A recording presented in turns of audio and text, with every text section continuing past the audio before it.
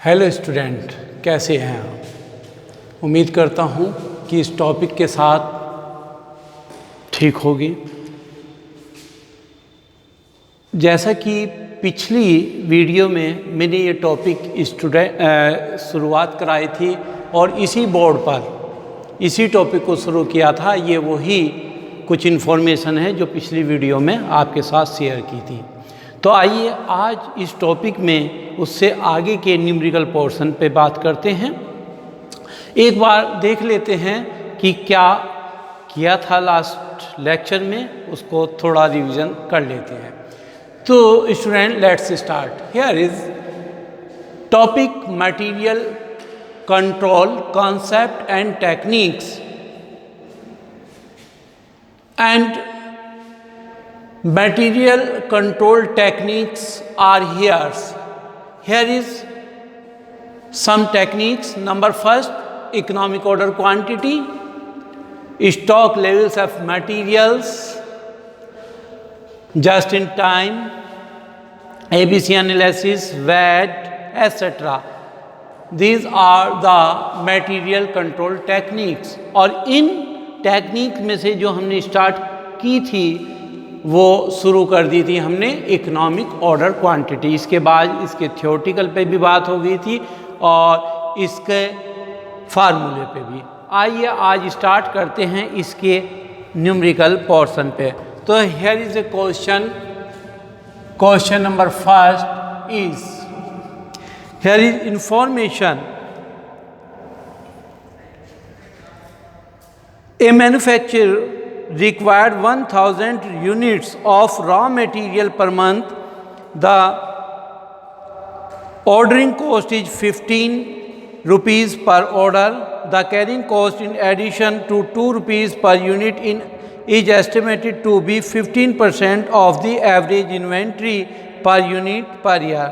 The purchase price of the raw material is 10 rupees per unit. Find out the lot size and TIC।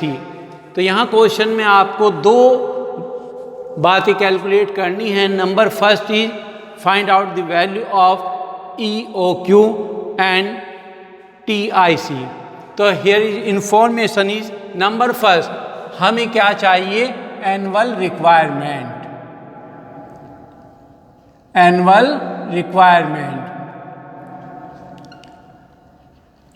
Requirement is, यहाँ question में दिया है 1000 unit per month. और ध्यान रखिए paper में अगर पर मंथ आ जाता है या पर डे आ जाता है, इसको कन्वर्ट करेंगे हम पर ईयर में।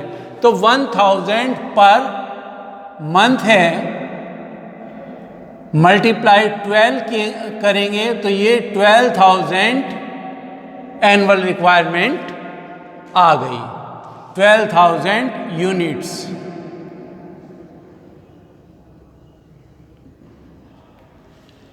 सेकंड हम कैलकुलेट करेंगे, इसमें परचेज प्राइस क्या है देखेंगे। तो परचेज प्राइस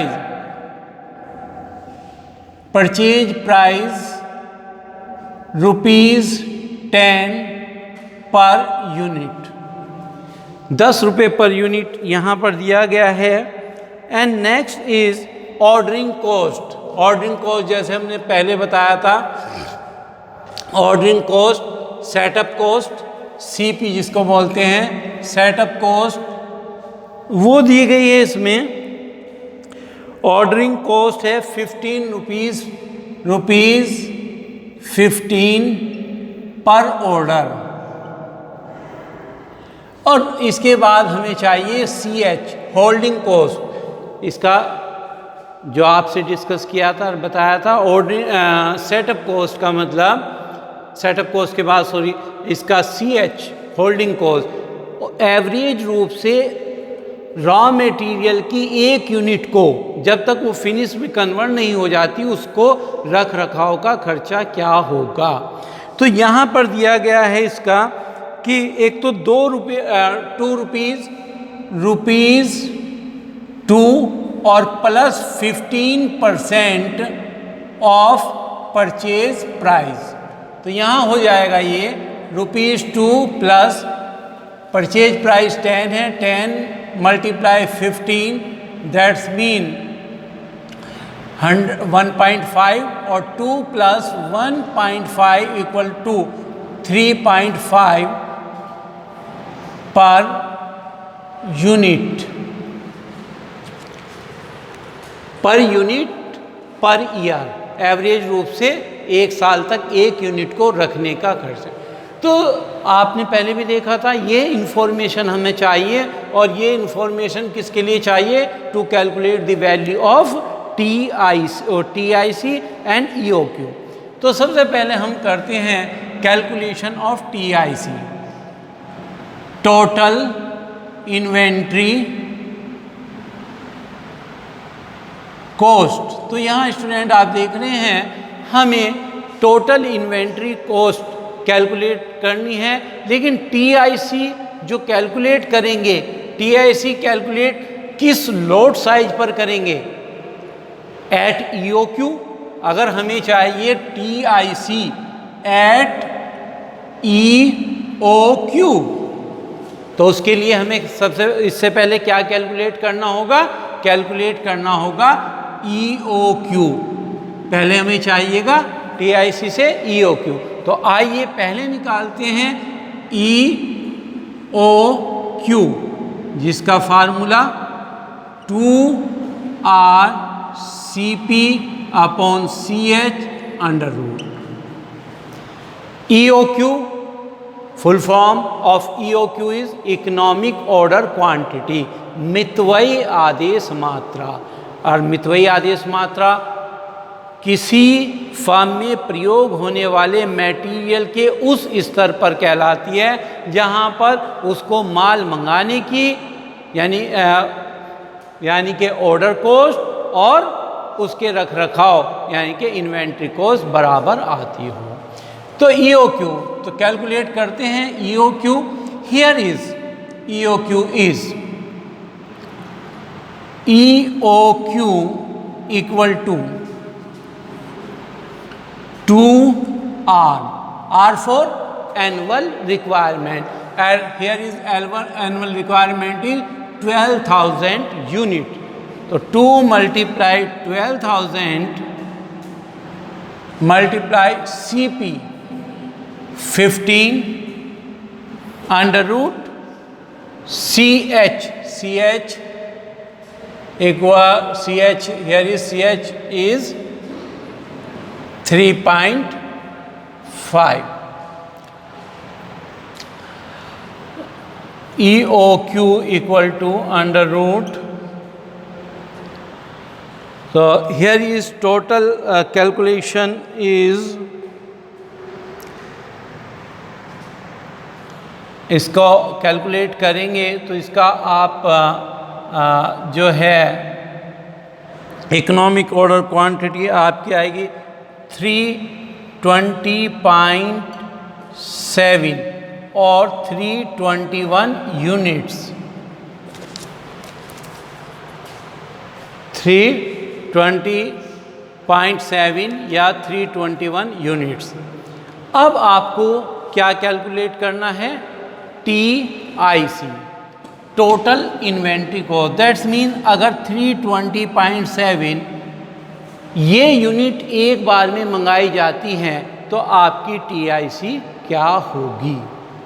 तो कैलकुलेट करते हैं total inventory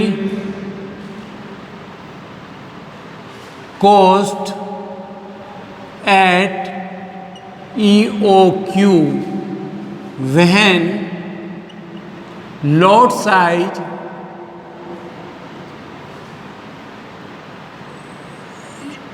equal to 320.7 and formula is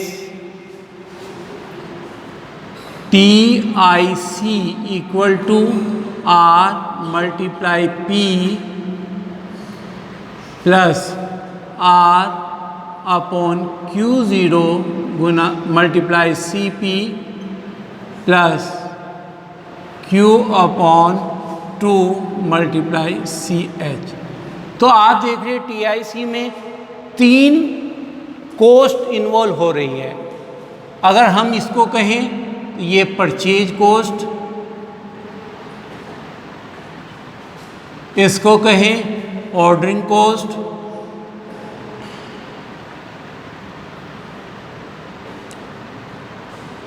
ये ऑर्डर की कॉस्ट, और ये हम कहें इन्वेंट्री।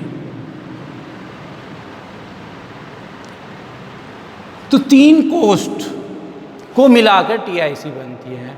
और ईओक्यू पर यदि बात कर रहे हैं ईओक्यू, तो यदि हम ऑर्डर ईओक्यू की यूनिट का देते हैं तो ये दोनों कॉस्ट क्या होगी, इक्वल होगी। यानी कि order cost equal to inventory cost, order cost equal to inventory cost. तो आइए इस चीज़ को कैलकुलेट करके देखते हैं। तो यहाँ पर TIC equal to R, here is annual requirement, multiply purchase price is ₹10 plus R divide by 320.7, multiply ordering cost is 15 rupees plus 320.7 by 2 multiply CH holding cost, और holding cost is 3.5।